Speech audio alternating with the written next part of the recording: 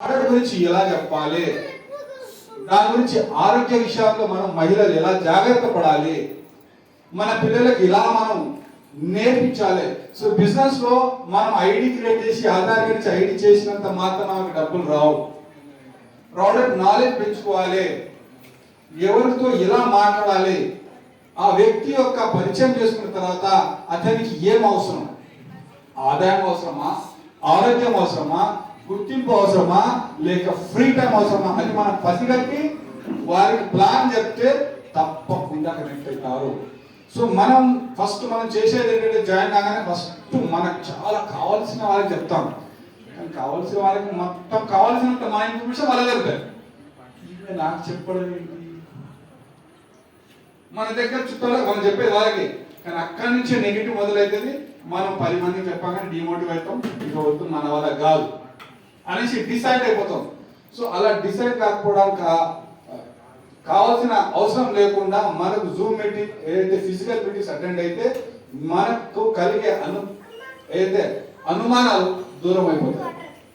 So మనం ఎప్పుడైతే మనం కావాల్సిన వాళ్ళకి మనం చెప్పకుండా మనకైతే బిజినెస్ ప్రవేశం పెట్టిన అప్లైనర్ అంటారు, లేకుంటే సూపర్ అప్లైనర్ అతనితో పరిచయం చేస్తే మనకు కావాల్సిన వాళ్ళు కనెక్ట్ అవుతారు.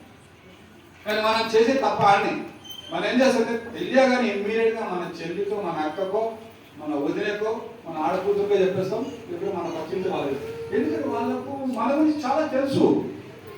పాపం ఎవరో గుర్తులు వేశారు, ఈమె మోసపోయింది, ఇది నన్ను మోసం చేయడానికి తెలుసు. దయచేసి నేను ఎందుకంటే అనుభవంతో చేస్తున్నాను కాబట్టి నేను కూడా బిజినెస్ లో నేను జాయిన్ అయ్యాను.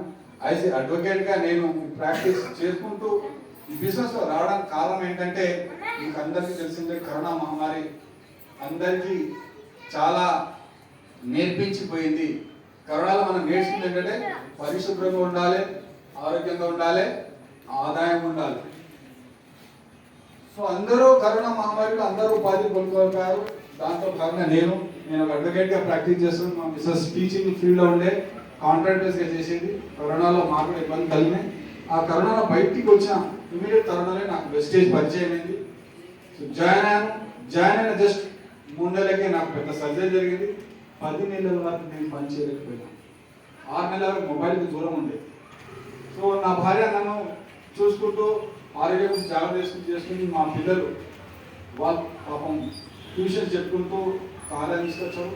దానికి తోడు నాకు వెస్టేజ్ అయితే నేనైతే నెట్వర్క్ క్రియేట్ చేసాను, ఆ నెట్వర్క్ నుంచి నాకు ఆదాయం వచ్చింది. సో ఇక్కడ నాకు కలిగిన నమ్మకం అంటే మనము ఉన్నా లేకపోయినా మన కుటుంబానికి ఆదాయం లోటు రాకూడదు. సెక్యూరిటీ, ఆ సెక్యూరిటీ యొక్క సిస్టమ్ నాకు అర్థమైంది. అప్పుడు మా మిసెస్ జాబ్కి వెళ్తే నేను వద్దు, జాబ్కి వద్దు, మనం వెస్టేజ్ చేసుకుందాం, మనం బాగుపడతాం, మనతో పాటు నలుగురికి బాగుపడుచుకుంటే మనం ముందుకెళ్తే ఆమె పరిచయం ఉన్న టీచర్లకు చెప్పడం జరిగింది. ఆ టీచర్ పరిచయం వేసి వాటర్ పేపర్ తీసుకున్నారు. నేను క్వాలిఫై అయ్యాను, సిల్వర్ డైరెక్టర్ 30,000 ఇన్కమ్ తీసుకున్నాను. అప్పుడు ఆమెకు నమ్మకం జరిగింది. ఎస్, ఇది ఎవరైనా చేయొచ్చు.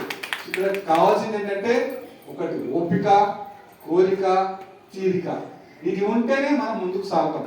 ఇక్కడ చాలా మంది మనకు రకరకాల మాటలు మాట్లాడేసి అవమానపరిచి హింసపరిచే వ్యక్తులు అనుక్షణం ప్రతిరోజు కలుగుతుంటారు. సో అక్కడ మనం డిమోటివేట్ కాకుండా మన యొక్క అప్లైనర్ కౌన్సిలింగ్ లో ఉంటూ మనం జూమ్ మీటింగ్, ఇట్లాంటి ఫిజికల్ మీటింగ్, ఇట్లాంటి హోమ్ మీటింగ్ చేసుకుంటే మనం కలిగే అనుమానాలకు మన అప్లైనర్, మన సీనియర్స్ మనకి దానికి సమాధానం చెప్తారు, ఆ సమస్యకు పరిష్కారం చెప్తారు. దాని